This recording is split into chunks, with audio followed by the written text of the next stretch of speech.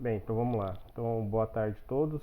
Vou dar continuidade da parte 2 da aula, falar um pouquinho do Scopus do Google Acadêmico, o Google Scholar, e, e vamos lá. Antes de a gente começar falando do Google, do Scopus, vamos aí relembrar como que a gente entra aí na casa de vocês nos periódicos CAPS. Então, deixa eu entrar aqui, CAF, CAPS, como a gente está vendo aqui, tá? A partir disso a gente vai dar um clique nesse link, tá? E aí vai abrir o acesso remoto via CAF, tá? Que é a Comunidade Acadêmica Federada, onde a gente pode ver aqui embaixo, a gente pode estar colocando o nosso e-mail aqui da USP, Unesp, Unicamp e etc. Então no caso aqui de ficar Unesp, certo? Aqui ó, Universidade Estadual Paulista. E é o e-mail que vocês têm cadastrado no sistema, tem que ser o @unesp.br, ok? E a partir disso, quando a gente conseguir entrar nesse login, a internet aqui está bem ruim, tá? O que acontece? Eu consigo ter o acesso aí nas plataformas da CAPES, meio que emulando o que a gente tem acesso aí na Unesp, tá bom?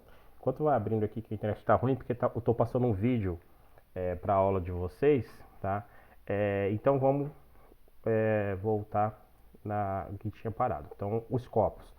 O Scopus era uma base de dados da UCV, que é a maior editora científica do mundo, tá? Então, a gente tem vários jornais de renome na UCV e o Scopus, ele é a base de dados, tá?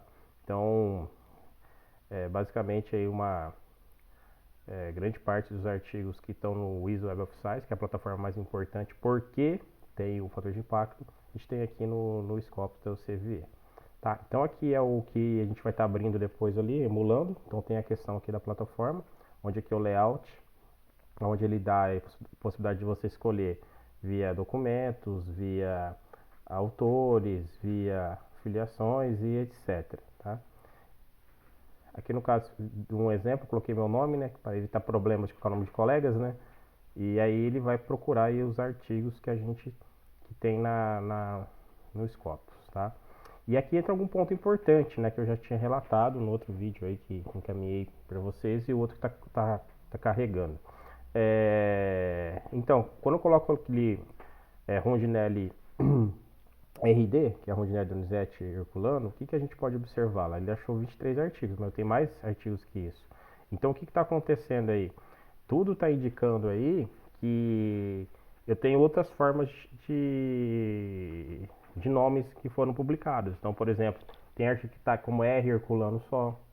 Tem um que está tipo RO, que eu não sei tipo quem que errou na hora de editar. Então, tem todos esses poréns, né? Mas vamos aqui ver se a gente conseguiu abrir aqui. Meu nome aqui. E vamos aqui abrir o CAF. Para a gente ter aí, emular para vocês, né? Como que é a busca aí via Scopus, tá? E o interessante que eu quero reforçar, a gente vai ver no decorrer da disciplina, que quando a gente tem artigos que a gente vai estar avaliando para escrever um TCC, um projeto de pesquisa ou coisa do tipo, é fundamental a gente ter em mente que a gente tem que usar como base, como revisão da literatura, artigos que sejam confiáveis, de revistas confiáveis, para não ter problema de você pegar um dado que não passou por revisores, por pares, e aí você vai tentar escrever algo, ou publicar algo, ou fazer uma análise que não está dando certo. Aí quando você vai ver, na verdade, o artigo base que você está usando é um artigo não confiável. Então é fundamental a questão aí de você saber utilizar essas bases de dados, tá bom?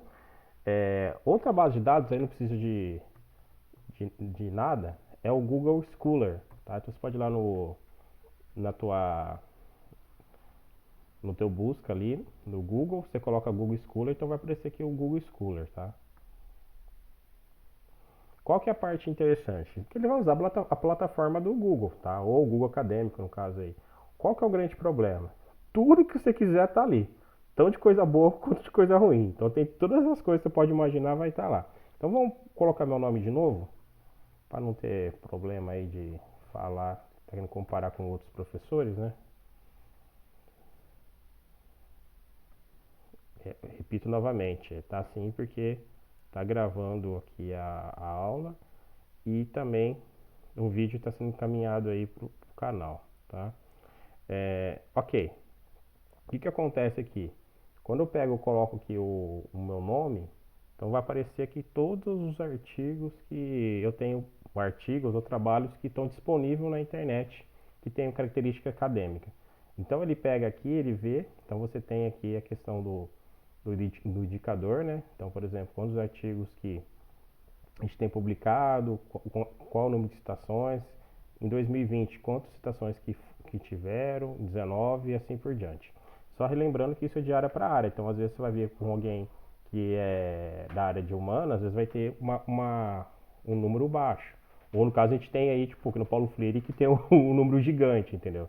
Então, só para falar de área para área, isso vai especificar de cada área, tá? Então isso é importante.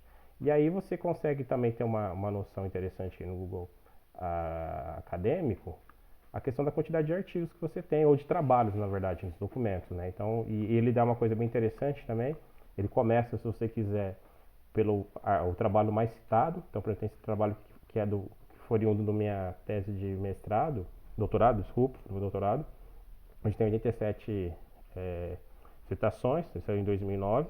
Evidentemente, quanto mais tempo você tiver um trabalho, né, e ele sendo adequado, maior a citação, mas no geral. E também você pode clicar aqui e ele muda, tá? Onde ele vai estar tipo mostrando para você os trabalhos por ano. Então ele vai pegar e mostrar aqui.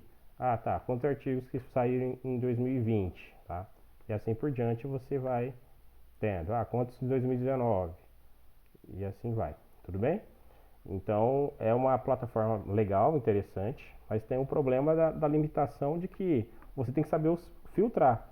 Boa parte dos professores universitários, tá? Vou falar a verdade, eles não entram no Elsevier, no Easy Web Sites. Eles jogam no Google, eles têm uma ideia de tipo, qual artigo que é realmente interessante ou não, ele vai fazendo a filtragem e pega se aquele artigo ele quer comparar ou não. Agora vocês que estão começando, vocês não têm esse know-how, então por isso que é preocupante a questão de vocês aí pegarem e pesquisarem trabalhos infundados. Vamos colocar membrana de látex, por exemplo, tá? Então aqui eu vou procurar no geral. O que vai acontecer? Tudo que for membrana de látex está passando. Ó. Então aqui são duas teses, aqui é um artigo, aqui também outro artigo. Ele vai estar mostrando tudo. Então, por exemplo, tem o risco de você pegar artigos ou trabalhos que não tenham uma qualidade adequada. Então, por isso que é importante aí saber utilizar bem o Google Acadêmico, o Google Scholar, ou no caso também você tipo optar aí usar o Cielo que ele busca também, porque lembrando o seguinte, o Google ele vai buscar tudo que está nas outras plataformas. O problema é que você tem que saber filtrar se realmente isso é adequado ou não. Tudo bem? Então, acho que é isso. E vamos para a parte 2 depois, que eu vou falar sobre o que a gente tem de como que essa busca bibliográfica acaba sendo interessante para a gente fazer uma análise de produtividade científica. Por exemplo, você pode pegar a partir dessas buscas de dados, verificar, ok, em 2020, como está a produção científica da Faculdade de Ciências Farmacêuticas? Aí você vai cada docente, por departamento e faz uma busca. Tá? Em 2030, será que isso melhorou, piorou? A faculdade expandiu, diminuiu? A faculdade começou a publicar menos, mas com maior qualidade? Então são dados importantes que acabam meio que sendo usados para políticas públicas, né? Por exemplo, a gente tem um relato aí hoje do governo federal que está cortando o máximo que pode, né? Até que ele cortar tudo em relação à área de humanas. Então, tipo, a gente tem esse dado palpável em número, é interessante para mostrar aí para os nossos gestores, além do presidente, governadores, etc., e também os próprios gestores da nossa universidade, a importância da produção científica, porque você consegue estar tateando melhor aí como que deve ser, por exemplo, distribuído verbas, onde que a gente tem que investir mais e etc. Tudo bem? Então é isso daí, pessoal. Então acho que a gente vai para a parte 3 depois.